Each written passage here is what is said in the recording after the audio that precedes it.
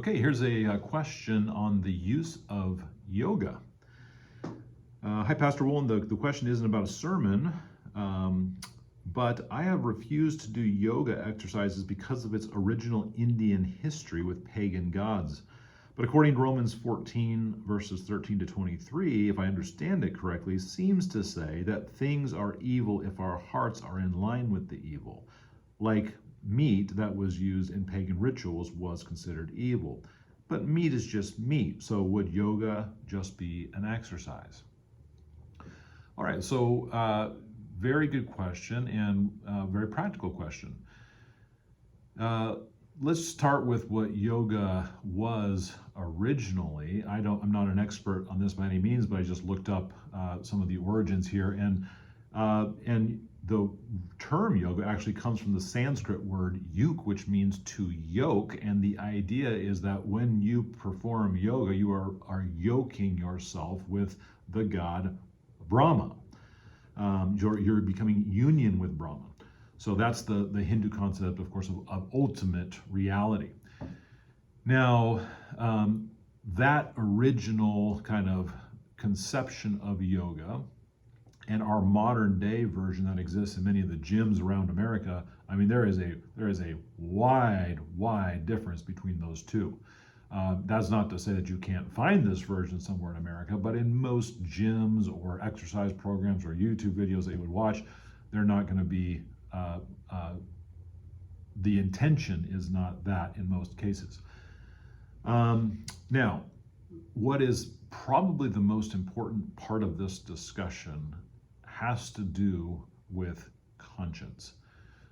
The scriptures are clear that if by participating in something that causes your conscience to be bothered, it is absolutely imperative that you do not violate your conscience, that you listen to your conscience.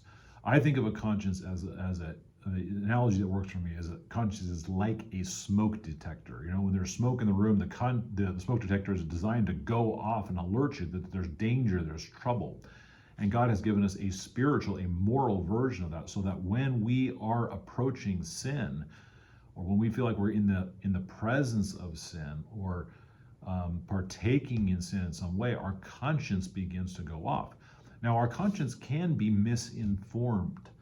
And so there is a very important distinction between silencing the conscience, or as the scripture says, searing the conscience. There's a difference between that and informing the conscience. So we are never to sear our conscience. We are actually instructed to inform our conscience. So it is the utmost importance that as you work through these issues, you never violate your conscience if you feel you're doing something wrong. My solution to this, since we have so many options as Americans, is just to choose a version that is not explicitly linked. So, you know, that if you want to exercise in this way, I mean, you can do Pilates or just stretching exercises in general that aren't linked explicitly to yoga, and that just eliminates the issue altogether. But I certainly think it would be appropriate to say, listen, this version of yoga, the way they're doing it, has nothing to do with, you know, emptying your mind, uniting with the Hindu kind of version of ultimate reality.